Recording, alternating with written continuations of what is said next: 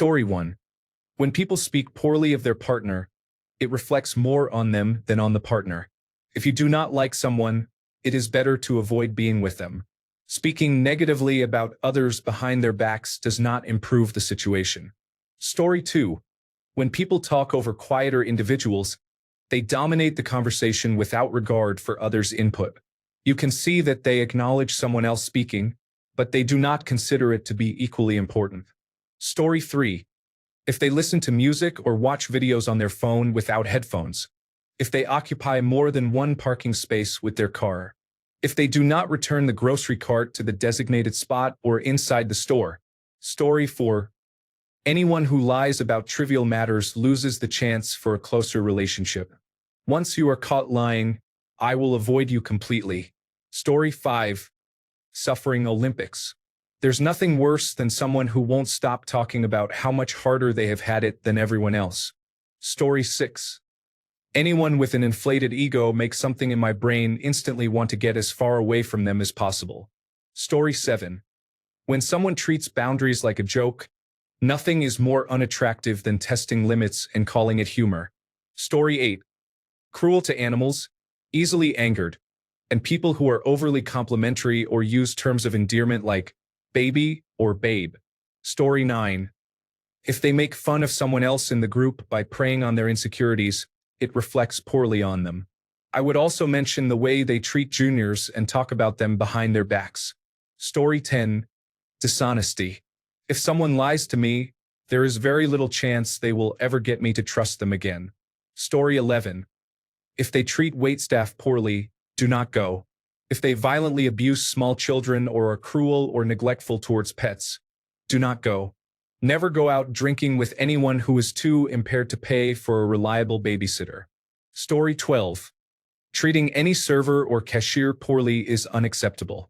They are hardworking individuals, and it is not an opportunity for you to attempt to show that you are superior. Story 13. I might receive a lot of negative feedback for this, but any man with an aggressive mullet and mustache look gives off a vibe that says, I like being the center of attention. Historically, I have not gotten along with this type. While I wouldn't say I dislike them, I feel confident that we wouldn't be friends either. I'm sure there are plenty of great guys with mullets, but I don't think we've met personally. Story 14. Having a negative attitude and speaking poorly about others is unproductive. This negativity is draining and benefits no one. Story 15. As a woman, I often encounter other women who appear to dislike their peers. They can be rude or snobbish, always looking for something to criticize in order to feel superior. I find this behavior frustrating. It reveals their insecurity and unhappiness, which is the opposite of the image they try to project. Story 16. People who don't say please and thank you. It's so easy to have simple manners. I can't understand why anyone wouldn't. Story 17. Bigotry is an easy target. However, aside from that, someone who claims to be close personal friends with everyone they know may not truly value friendships. A friend to all may ultimately be a friend to none. Story 18. Not listening to you in a conversation is frustrating. If we are chatting and I'm engaging with everything you're saying, but as soon as I start talking, you respond with one-word answers or start looking at your phone, I will stop talking and consider you a poor conversationalist.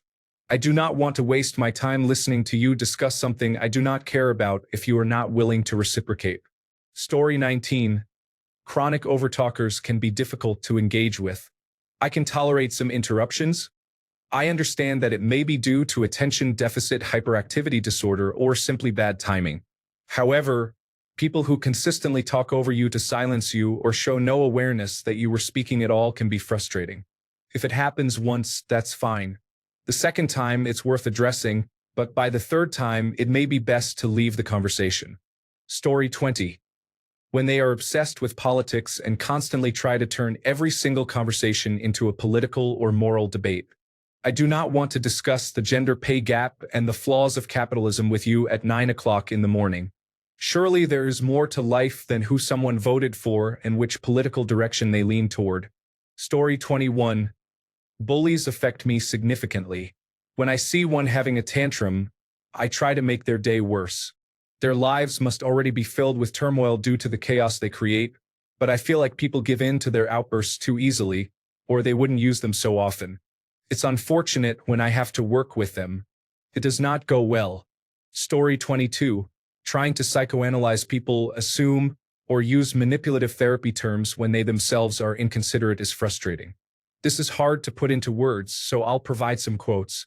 She's just a very hurt person and struggling with her depression. No, you're just being inconsiderate and I'm reacting like a normal person. You should talk to your therapist about this. Talking to my therapist isn't going to make me agree with you, and there's no way my therapist will either. Stop advising people to talk to their therapist just because they disagree with you. Your parents won't get you a service dog? That's abuse.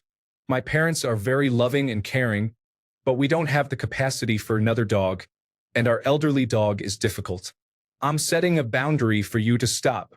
Setting boundaries simply to win arguments so others cannot express their views is unproductive. I hope this makes sense. Story 23.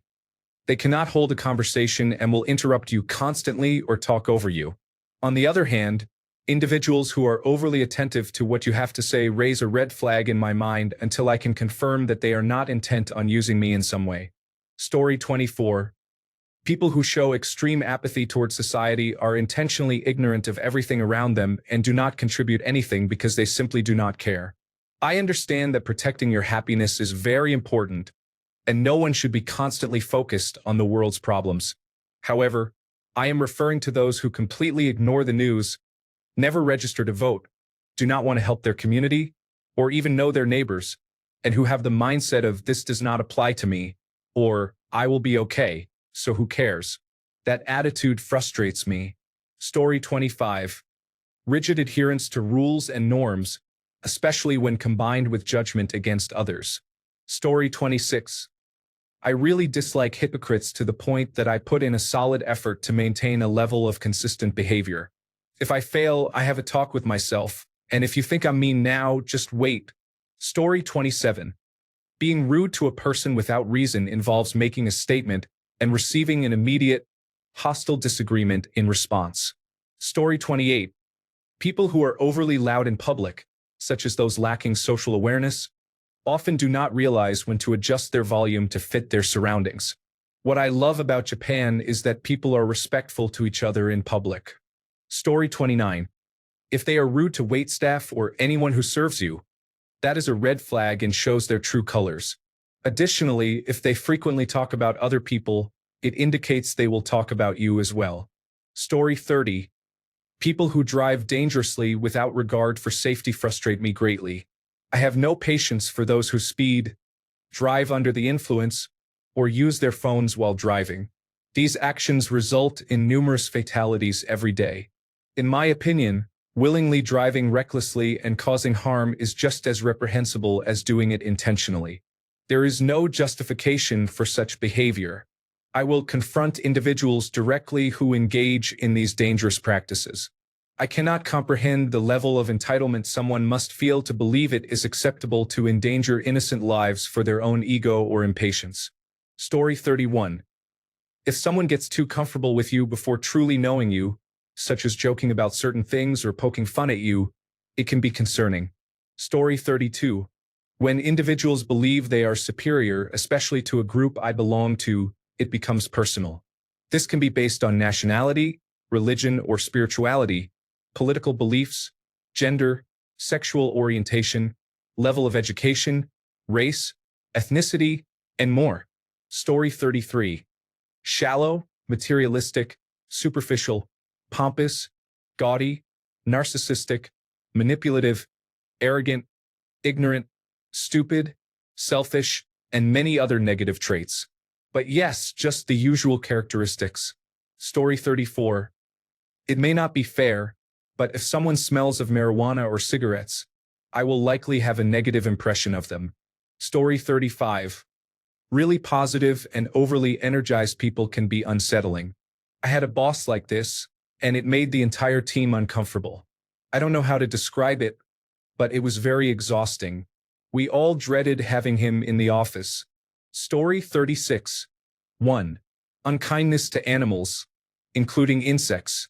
Unkindness to any service staff. Prejudice, such as racism, sexism, and transphobia. Impatience with individuals with disabilities or unreasonable impatience with children.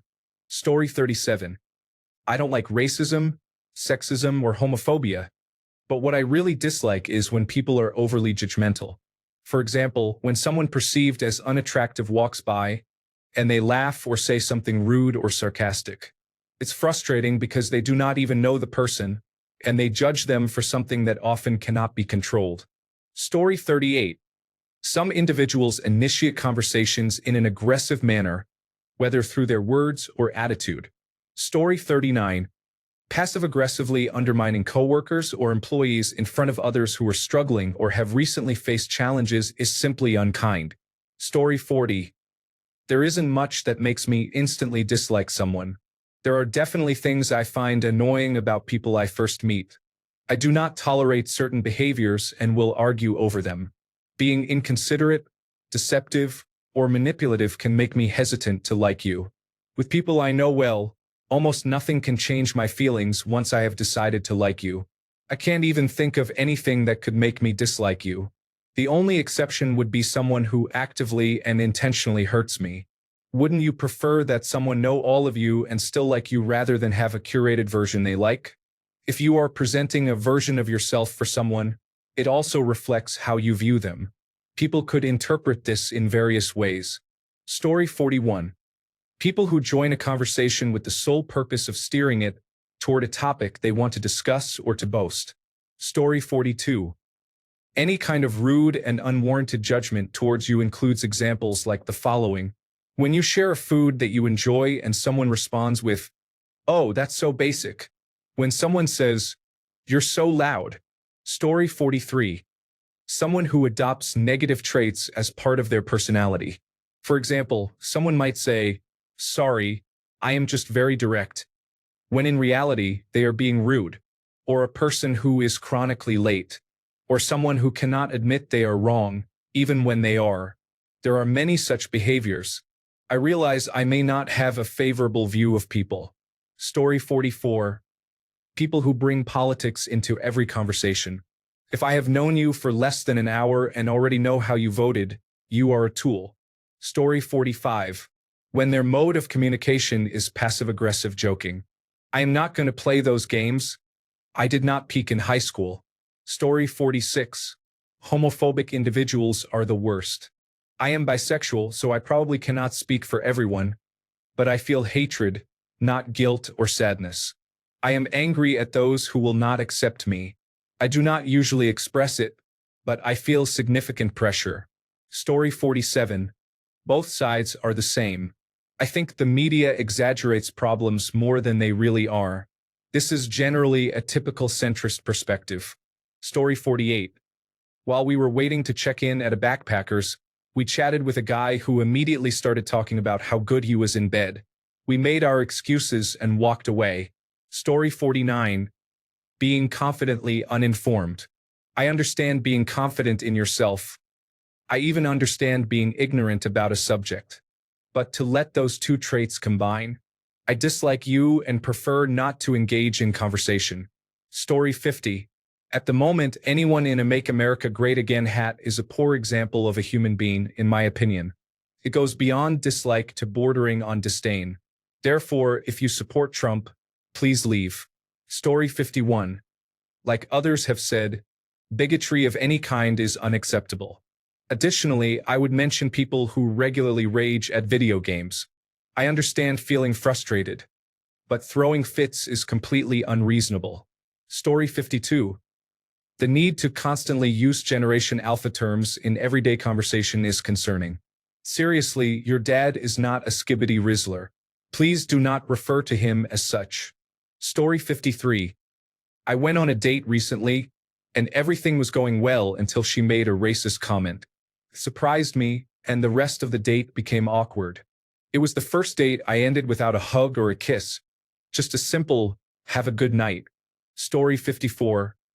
If I am the one receiving an award and someone slaps me because of a joke I made that complimented his wife, that would be inappropriate. Story 55.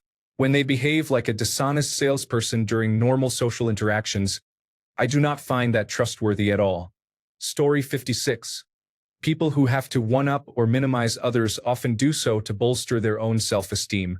For example, I was cast in a show once, and my friend went on a tangent about how they didn't bother to audition because it wasn't challenging enough. Story 57. When people take credit for things they did not do or think of. Another instance is when someone clearly expresses an idea, and then another person repeats or rephrases their statement as if the original speaker was not understood. We heard the first person just fine.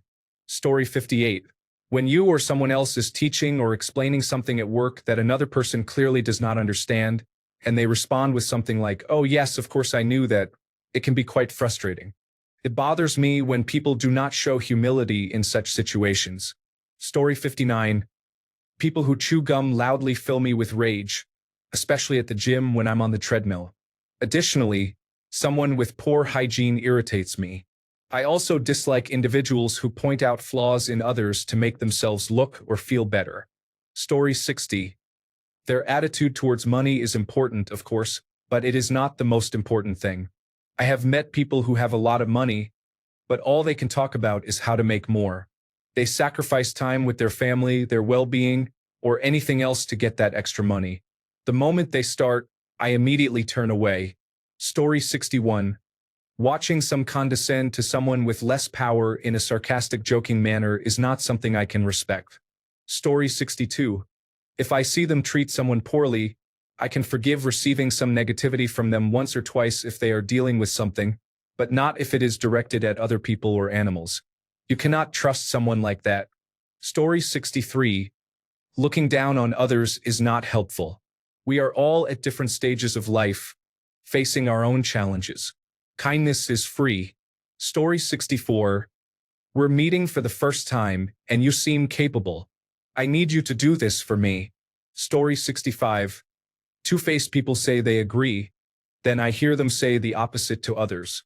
They disagreed with what we were discussing earlier. Story 66. Passive aggression, especially in a man, manifests as subtle remarks or comments that take a moment to register, but when they do, they sting. Story 67. Arrogance refers to individuals who think and behave as if they are superior to others.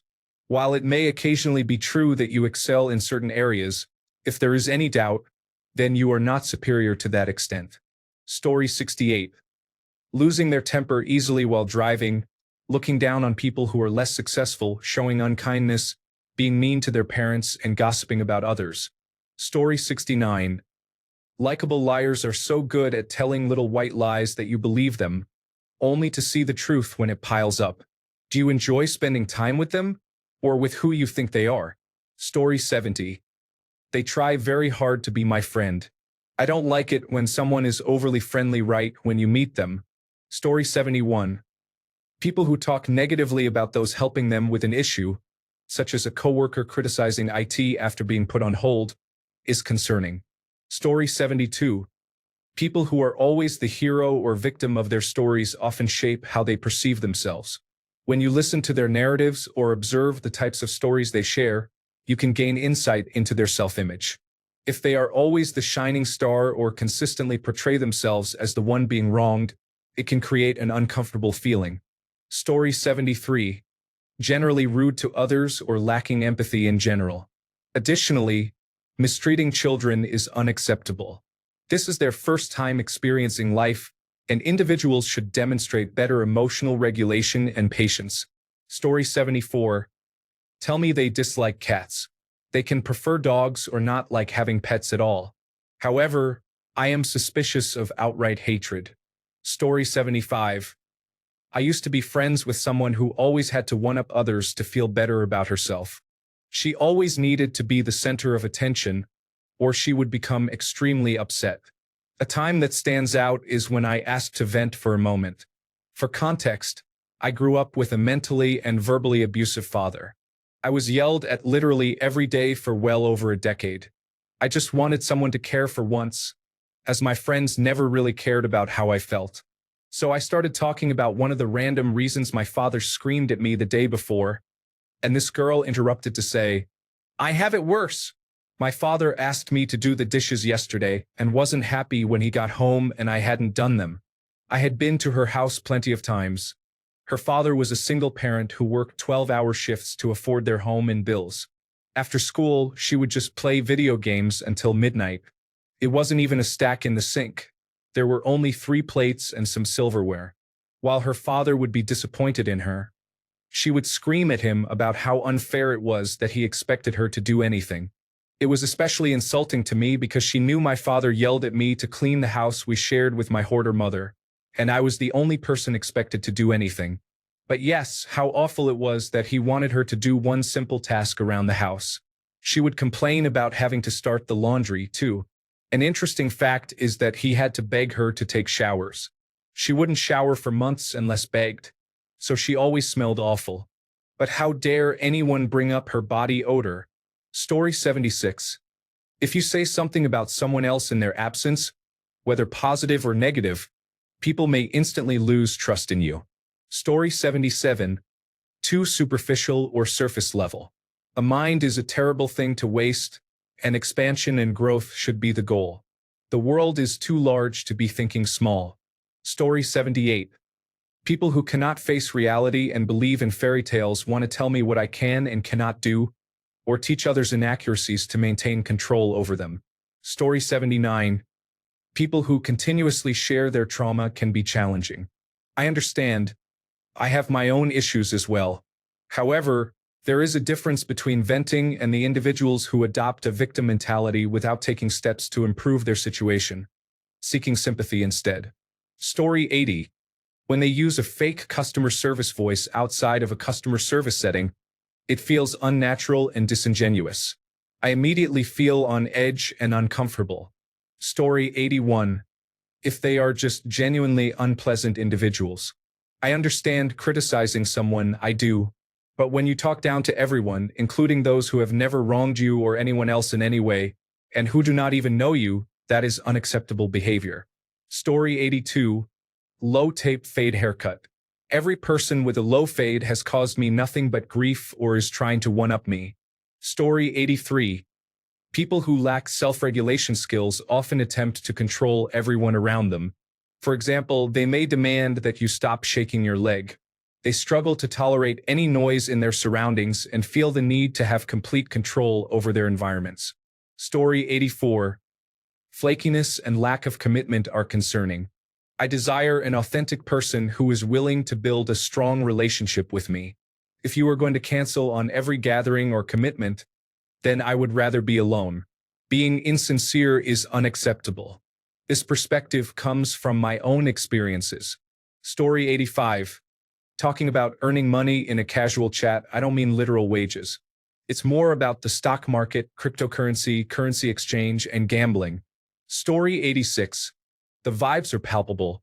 You can feel them even if you're not speaking to the person or if it's your first time meeting them. Story 87. It's too loud. I don't dislike them. It's just that I can't handle it. I'm an introvert, and they are usually too friendly for my comfort. Story 88. People who treat waitstaff and cashiers poorly when it is not deserved are exhibiting unacceptable behavior. No one is superior to anyone else based on their occupation. Story 89. I have a few pet peeves, if I'm honest. Someone constantly interjecting with, well, actually, because they have to be right is a huge turnoff. Being shushed, especially by someone I just met, is very off-putting. If you treat waitstaff poorly or act like spending money somehow entitles you to disrespect someone, I will immediately dislike you. Story 90. People talk about how great their salaries are and provide exact details of what they earn, including their bonuses. Maybe I'm just jealous. Mine is not very good. Story 91. When they deliberately speak an octave higher than their actual voice. Every time I go to the mall, I hear salespeople who sound like they just inhaled helium. Story 92. Lying about yourself to the point where you believe your own lies is unacceptable. Do not discuss integrity when you lack it yourself. Story 93. Trauma makes you really cautious in relationships. I acknowledge that some of it could stem from my experiences.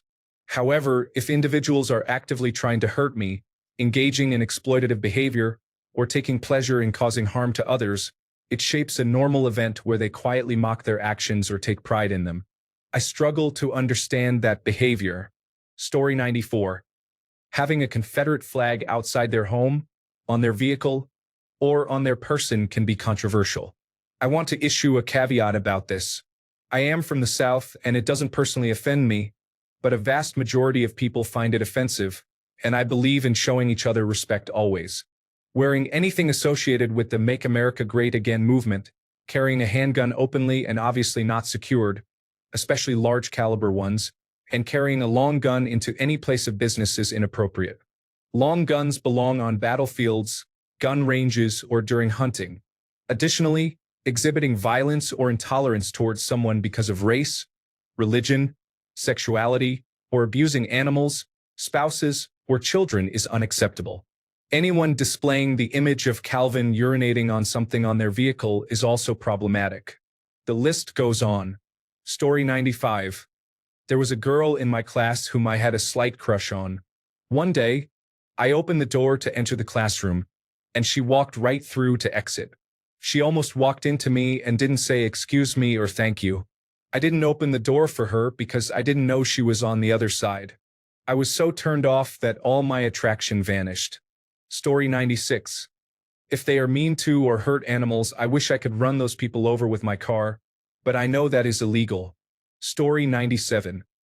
When someone appears to have an endless stream of small tragedies and shows no interest in helping themselves, it can be quite exhausting. It would be best for certain groups to find their own space and deal with their issues together. Story 98. Aside from anyone who supports Make America Great Again, I prefer to be with people who never apologize or even acknowledge their mistakes, especially those who are quick to blame others for their own actions. Story 99. People who say things like, "Stop hating the new Pokemon." Just because you don't enjoy it doesn't mean it's not good. Fail to recognize that there is ample evidence indicating these games were rushed and are a significant insult to original fans. The Pokemon designs are unappealing, which is a proven fact. There are no cross-generation evolutions past Generation 4, they changed the cries of the Pokemon, the graphics are poor, and the battle animations have lost the character that the sprite artwork created. The new generation of games is disappointing, and we have the right to be upset, given that we have been purchasing these games since we could start talking. The art of gaming and what made Pokemon so great and memorable has completely been removed and replaced with something stale and forgettable. So don't label us as toxic. We have a right to be upset about the poor direction the Pokemon franchise has taken since Generation 4. Story 100. Republican lawmaker claims it is socialist and unbiblical to prohibit the physical punishment of students with disabilities. Thanks a bunch for sticking around till the end of the video. Remember to subscribe, and until next time, stay awesome and goodbye.